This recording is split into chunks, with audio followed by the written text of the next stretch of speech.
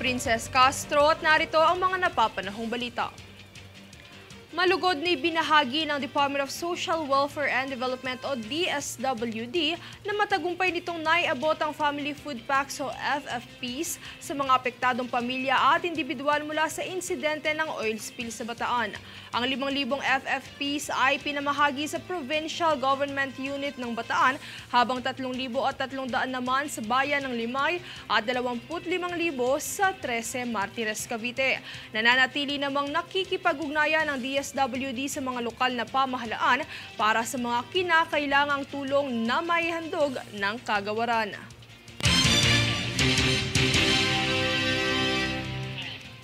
Sa iba pang ulat, sang-ayon ang Commission on Elections o COMELEC na sampahan ng kasong kriminal si suspended Bamban Tarlac Mayor Alice Guo kaugnay ng natuklasang irregularidad sa kaniyang tauhan lalo na't naluklok siya bilang opisyal ng gobyerno. Francis Riodique para sa detalye.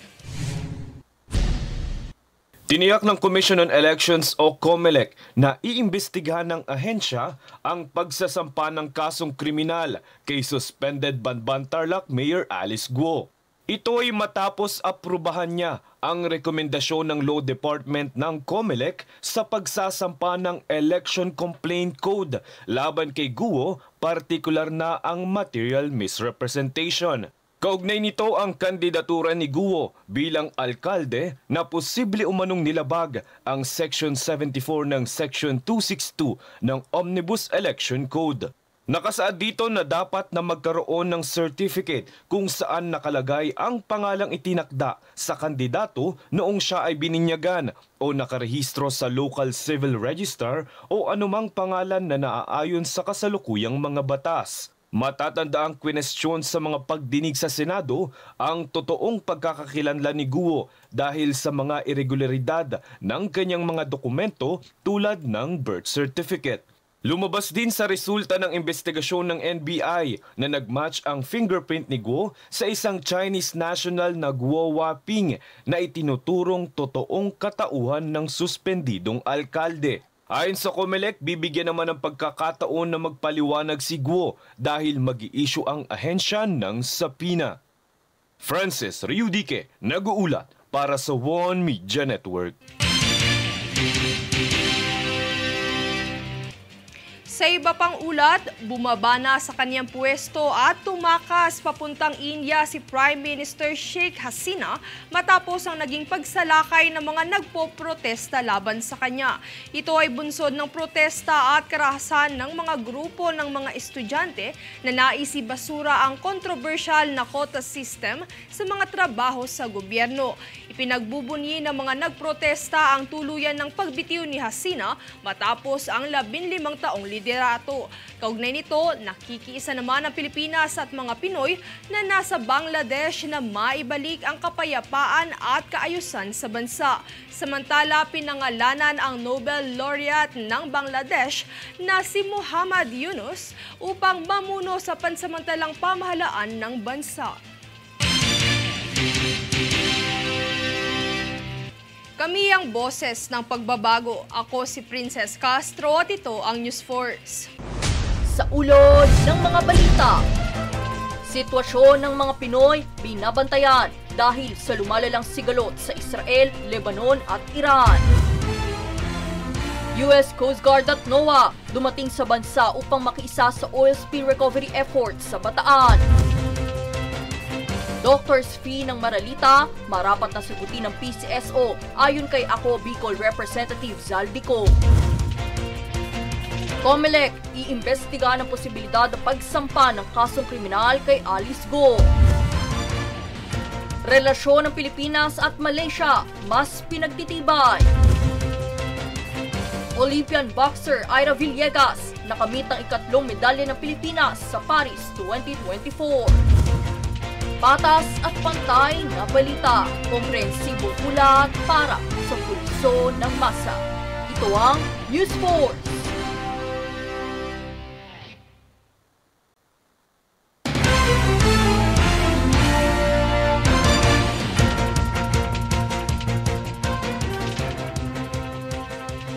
Ako si Princess Castro at narito ang mga napapanahong balita.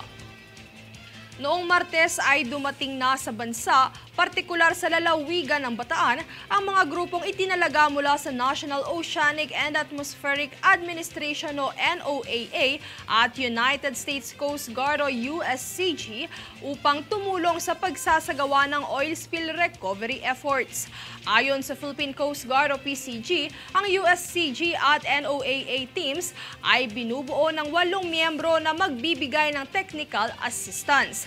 Makikipag-ugnayan ng USCG at NOAA sa PCG Incident Management Team hinggil sa recovery operations sa 3 maritime incidents na kinasasangkutan ng MTKR Terra Nova, MTKR Jason Bradley at MV Miro Lawan.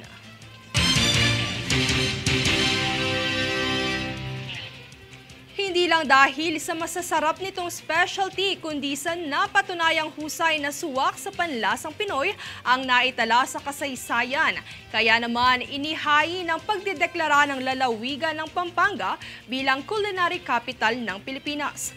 Ang buong storya tunghayan sa ulat ni Jade Buhoy. Bilang pagkilala sa mayamang tradisyon ng putahing Pinoy na bahagi na ng kultura at pagpapaunlad ng turismo sa bansa, iminungkahi sa Kongreso ang pagsasabatas ng pagdeklara sa Pampanga bilang culinary capital. Ayon kay Pampanga 2nd District Representative Gloria Arroyo, ang pagkilalang ito ay magpapaunlad sa ekonomiya ng lalawigan maging magpapalago din sa oportunidad na makapagtrabaho ang marami pang mga Kapampangan. Dagdag pa ni Romblon Representative Eliandro Mandrona, ang mayamang kultura sa putahing Pilipinong nakaugalian ng Pampanga ay nararapat na makilala maging sa pandaigdigang antas. Matapos nito ang ikalawang pagdinig para sa House Bill 8657 o ang Protected Geographical Indications Act na naglalayong proteksyonan ang mga konsumer sa mapanlinlang na pagbebenta ng mga pekeng produktong nag-e-endorso bilang gawang Pinoy ay inaprubahan na. Jade Buhoy, nag-uulat para sa One Media Network.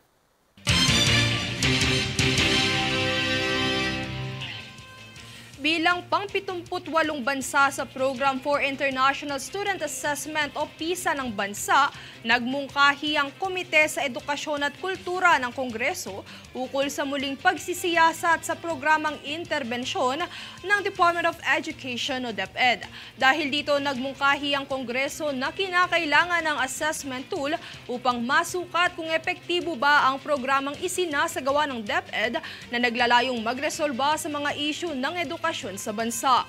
Anila, hindi sapat na natuturuan lamang ang mga mag-aaral, kinakailangan ding mas pinapataas ang kakayahan ng bawat guro.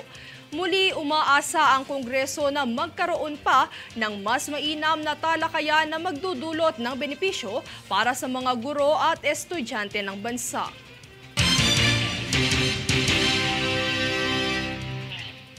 Kami ang boses ng pagbabago. Ako si Princess Castro at ito ang News Force.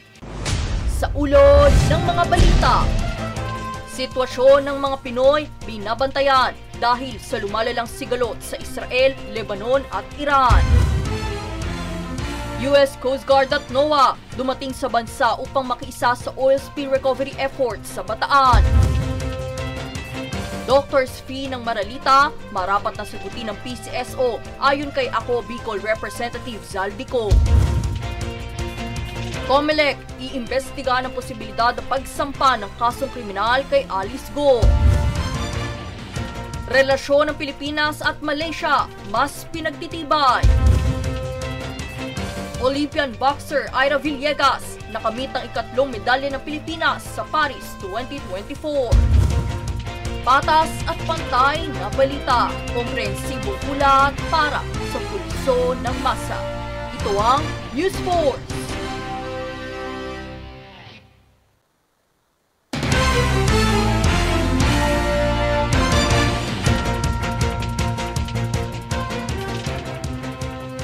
Ako si Princess Castro at narito ang mga napapanahong balita.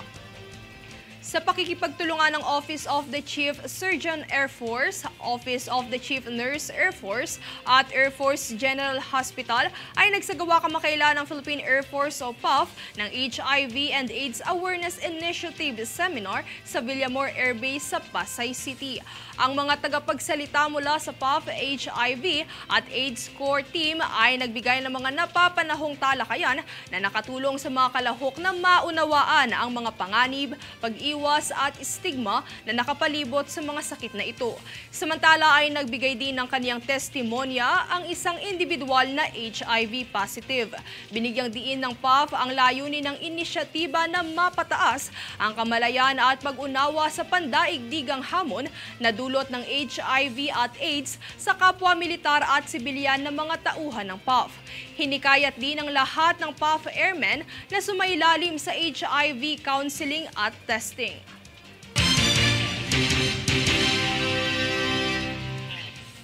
Malugod na pagbati.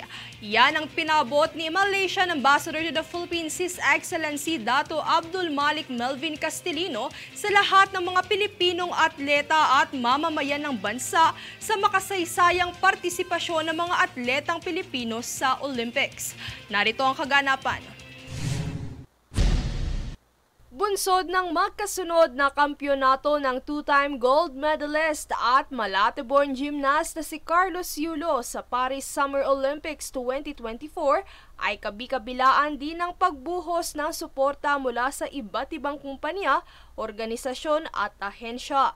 Kasabay nito ay ang malugod na pagbati ng Ambassador ng Malaysia sa Pilipinas na si His Excellency Dato Abdul Malik Melvin Castellino sa lahat ng Filipino Olympian, mamamayang Pilipino at mga bansa sa Asia sa makasaysayang pagkapanalong ito ni Yulo.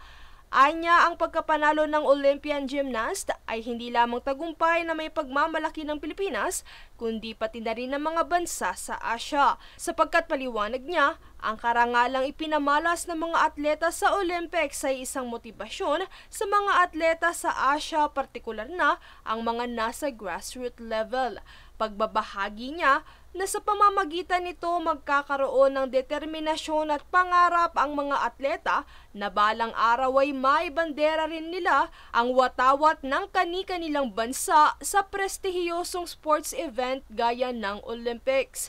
Diin pang pahayag ni Ambassador Castellino. And secondly, I think his achievement will be able to bring about a greater resurgence of the love for gymnastics and of course encourage more youths to become like Carlos Yulo.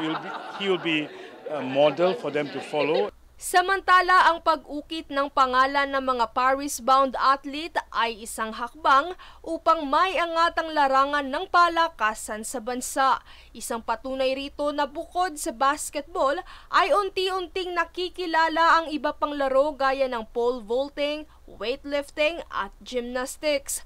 Kaugnay nito ay pinatunayan ng mga atleta gaya ni Yulo, Olympian weightlifter Heidi Lindias at Filipino boxers Ira Villegas, Hergy Baquiadan at Nessie Petesio na hindi nasusukat sa kasarian ng disiplinang dapat natutukan sa larangang ito.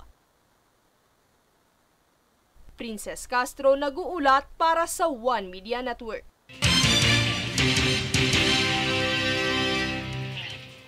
Olympic updates. Naibulsa ng Filipina Olympian boxer na si Ira Villegas ang ikatlong medalya ng Pilipinas matapos ang kampanya nito sa Women's 50 kg semifinals bout ng Paris Summer Olympics 2024. Bagamat napayuko ng Turkish bet na si Busenas Chakirolu sa pamamagitan ng unanimous decision win, secured bronze medal naman ang nakamit ni Villegas sa kaniyang Olympic debut. Ito ang kauna-unahang bronze medal ng Pilipinas ngayong edisyon ng Olympics.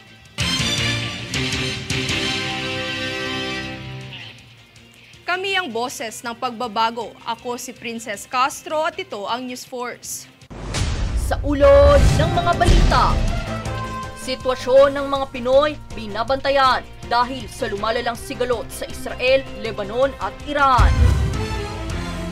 US Coast Guard at NOAA dumating sa bansa upang makiisa sa oil spill recovery efforts sa Bataan. Doctor's fee ng Maralita, marapat na sagutin ng PCSO ayon kay Ako Bicol Representative Zaldico. COMELEC, iimbestiga ng posibilidad ng pagsampa ng kasong kriminal kay Alice Go. Relasyon ng Pilipinas at Malaysia, mas pinagtitibay.